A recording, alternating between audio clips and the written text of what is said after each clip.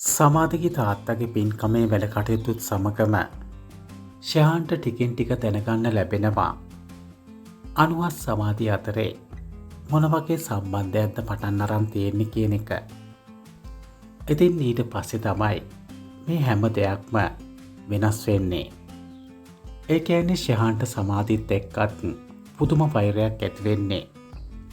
ඉතින් මේ දේවල් මේ විදිහට සිද්ධ වෙනකොට ඉදිරියේදී රණජීව ෂයාන් ගොඩක් දරුණු තීන්දුව తీරන ගන්නවා අපිට ඉදිරි එපිසෝඩ් වලින් බලා ගන්න පුළුවන්.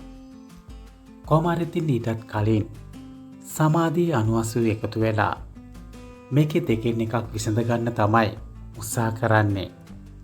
මොකද ෂයාන් සමාධිගේ තාත්තා ගැන දන්න තොරතුරු ටික සමාධිට දැනගන්න පුළුවන් වුණොත් මේ ගේම් එක බොහෝ දුරට ගොඩක් දුරට ඉවර වෙනවා. ඉතින් අපි බලමු මේ දේවලුත් එක්ක කතාවේ ඉදිරියට සිද්ධ වෙන්නේ මොකක්ද කියලා.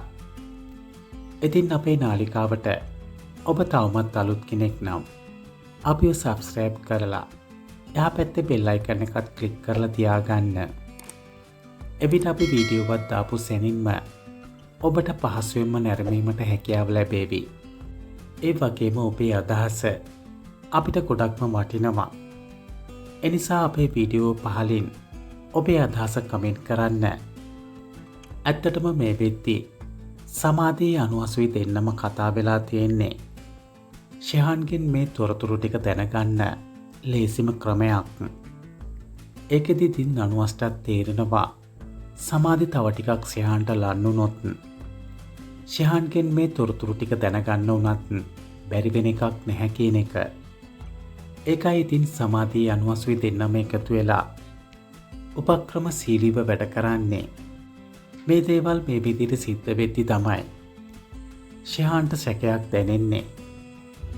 ඇත්තටම සමාධි මේ කරන්නේ රංගපෑමක්ද කියන එක ගැන. ඒත් ඉතින් ෂයාන්ට නම් දැනගන්න බැරි වෙනවා සමාධිගේ මේ රංගපෑම ගැන. හැබැයි ඉතින් ඉදිරියේදී රණජීවටම සැක හිතිලා තමයි මේ දේවල් ගැන හොයන්නේ.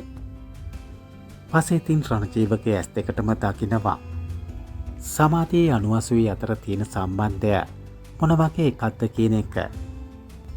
රණජීව ඉතින් ෂයාන්ටත් මේ ගැන පෙන්වනවා. ඇත්තටම ඉතින් ඊට පස්සේ ෂයාන්ව රණජීවයි කරන්නේ සමාධිටවත් මේ ගැන නොතේරෙන්න අනුහස්ටයි සමාධිටයි දෙන්නටම හොඳ පාඩමක් උගන්වන්න හිතාගෙන ගේම් එක සෙට් කරන එක.